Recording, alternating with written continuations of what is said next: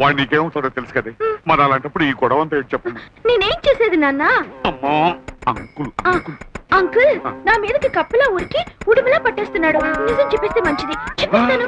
అమ్మమ్మమ్మ ఇప్పుడు వద్దమ్మా, నేను తర్వాత చెప్తాను కానీ నువ్వు పద, నువ్వు పద. ఆహా సరే నువ్వు పదమ్మా. ఏమిటైతే మా ప్రేమకు ధైర్యం ఉంది, అది తెలుసుకోరా పెద్దవాడా.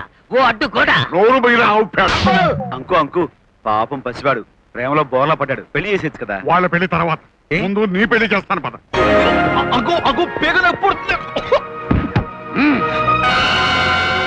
ఇదేంటి అంకు రివాల్వర్ చూపిస్తున్నావు? కొత్తగా కొన్నావా? చాలా బాగుంది. లోపల దాచా అంకు మాసిపోతుంది. అంకు లేదు బొగ్గు లేదు, నీ పెంకి ఎగిరిపోతుంది. ఈ రోజు ఆఫీస్ కి అసలు జగన్నాథ్ వచ్చేసాడు. అతను రాగుతో నువ్వు కేడీమని తెలిపాడు. అది కదా అంకు. ఇప్పుడు నిన్ను షూట్ చేసి ఇంట్లోకి రౌడీ వస్తే ఆత్మరక్షణ కోసం కాల్ చేశానని రిపోర్ట్ ఇస్తాను. అయ్య బాబోయ్ అంకు ఆవేశపడకు. ఒక్క నిమిషం. ఏమిటి? అయితే నిజం కనిపెట్టేశావు అనమాట. థ్యాంక్స్. నన్ను చంపుతావు బాగానే ఉంది. కాకపోతే నీ ఆఫీస్కి వచ్చిన అసలు జగన్నాథం నీ ఆస్తంతా లాక్కుని నేను మెడబెట్టి బయటికి గెంటేశాడు అనుకో, అప్పుడు నీ బతుకేమవుతుందో ఒక్కసారి ఆలోచించు.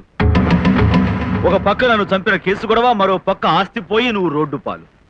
తినటానికి తిండి లేక చేత్తో కర్ర చిప్ప పుచ్చుకుని ఫుడ్ కోసం అమ్మా మాగా కావడం తల్లి అని నువ్వు దీనంగా దరిద్రంగా నికృష్టంగా అడుక్కుంటుంటే ఆ దృశ్యం ఎలా ఉంటుందో ఒక్కసారి ఊహించుకో నారాయణ. అమ్మా మాదాకాలం తల్లే. ఆ కర్మ నీకు పట్టకుండా ఉండాలన్నా, జగన్నాథం బారి నుంచి నువ్వు తప్పించుకోవాలనుకున్నా నాలాంటి కేటుగాడిని పక్కన ఉంచుకోవడం ఎందుకైనా మంచిది.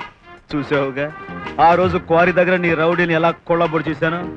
అలాగే అవసరం కూడా జగన్నాథాన్ని తోకతుక పొడిచే రోజు చూసి లారీతో గుడ్డతో పారేశాను.